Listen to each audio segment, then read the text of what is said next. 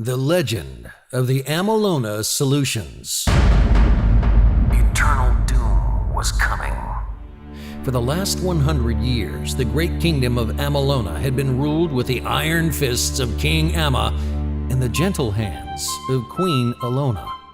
Under the direct rule of the king and queen who founded the kingdom, the land flourished in business and traded with the different neighboring nations. Those years had been the golden era of Amalona, all thanks to the eternally wise Tri-Guardians who appeared and gave advice when the king summoned them by touching the three tips of his golden crown. But ever since the king and queen's sudden illness and death, the golden crown had mysteriously disappeared, and the kingdom had ceased to be great. Without the golden crown and the help of the Tri-Guardians, the three siblings who ruled the three Amalona districts, Prince Am of the Earth District, Prince Al of the Water District, and Prince Ona of the Air District, had trouble finding a way to make the kingdom of Amalona great again. To make matters even worse, the kingdom of Amalona had been in famine and drought for the last few years. It's as if the land, sea, and air had died with the good king and queen. The soil was barren, the lakes and rivers were dried up, and the air was all gloomy and dark. The cattle on the land, the fishes of the sea, and the birds of the air were all dying.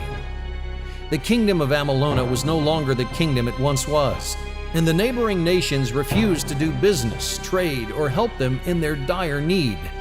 They saw it as a sign that the kingdom itself should pass on its own accord.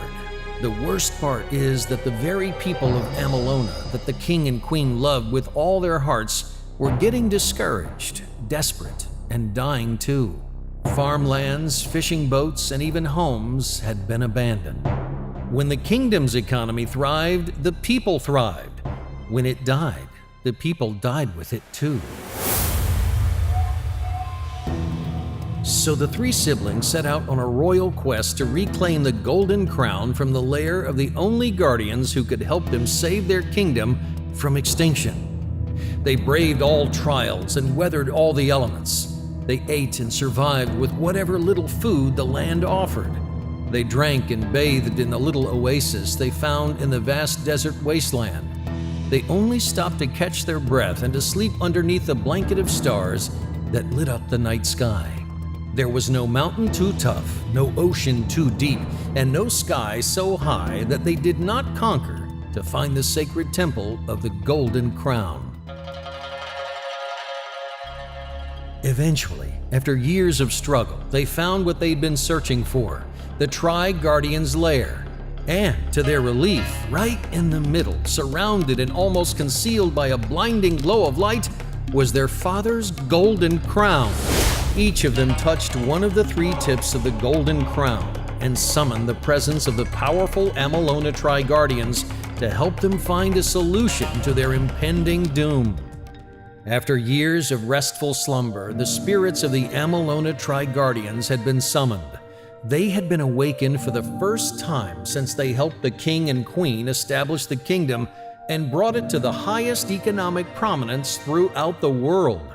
The three Amalona district rulers asked the Tri-Guardians what they should do to save their kingdom from eternal doom and make their economy thrive once more despite the famine and drought it was experiencing. The Tri-Guardians knew the kingdom of Amalona was in ruins and in dire need of help, but they also knew that the answers lie within the rulers themselves and their own districts as well. So the Tri-Guardians finally spoke in unison and addressed all three siblings. The Tri-Guardians asked what each of them had learned from each of their own districts and from their extraordinary journey of searching for the Tri-Guardian's lair and the Golden Crown. Being the eldest of the siblings, Prince Am of the Earth District spoke first. He explained that in the Earth District, the earth is solid ground under his feet. He loved it because it's firm, stable, and reliable. It provides fruit-bearing trees, plants, and root crops that produce the most delicious food that's known throughout all corners of the planet. It's what the kingdom of Amalona was best known for. He added that no matter how little, the earth kept them strong and firm throughout their laborious journey. Prince Al of the Water District spoke next. He revealed that he loved the water district because water is fluid and life-giving. Its vast area comprises a great majority of the kingdom. It's found in seas, lakes, rivers, and streams that flow through all cities and towns, connecting people, providing irrigation for farming, offering food and cleansing. It even flows to other neighboring kingdoms and provides a means of transport for ideas, goods, and services, promoting efficiency in business and trade. He also recalled how even the littlest drop of water was so valuable and kept them alive throughout their journey. Finally, the youngest, Princess Ona of the Air District, spoke last. She disclosed that she loved the Air District because it came most natural to her as breathing.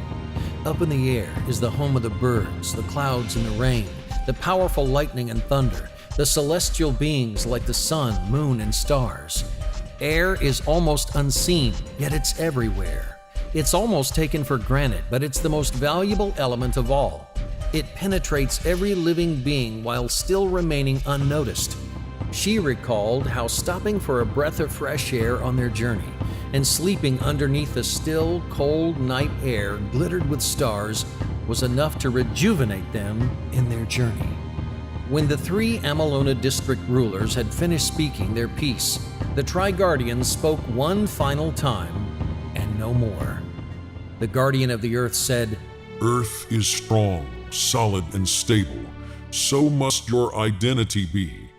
The Guardian of the Water spoke next, saying, "Water is liquid, hence fluid, powerful, and helpful. So must your stories and communications be."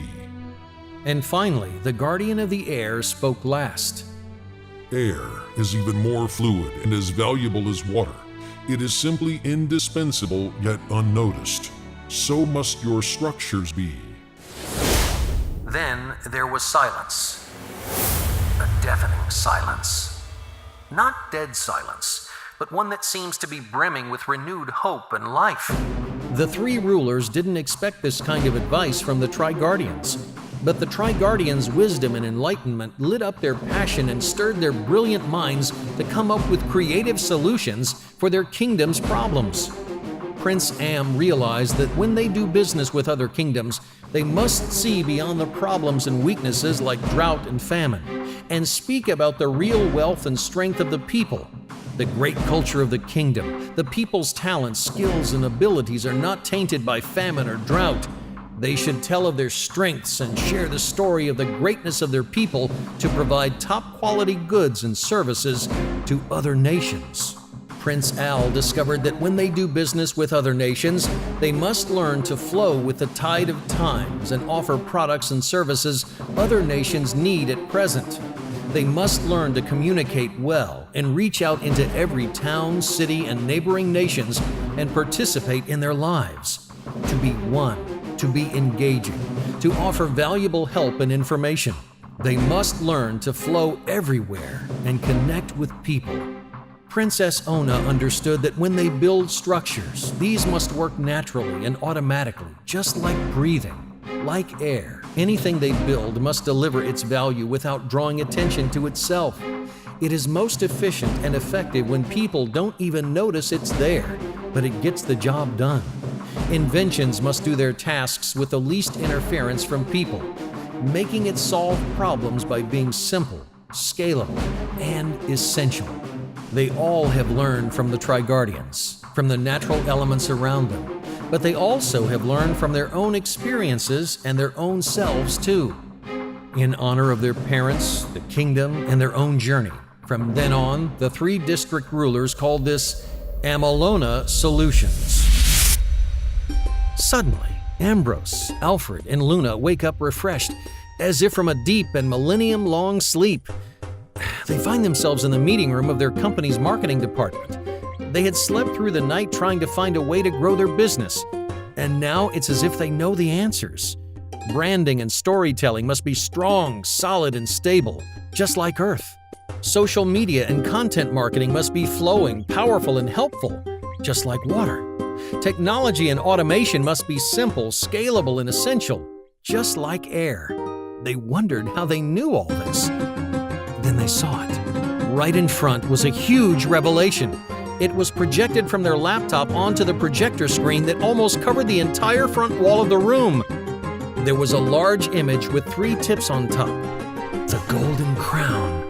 And right under it was a name written in bold letters, Amalona Solutions. Amalona Solutions. To be continued.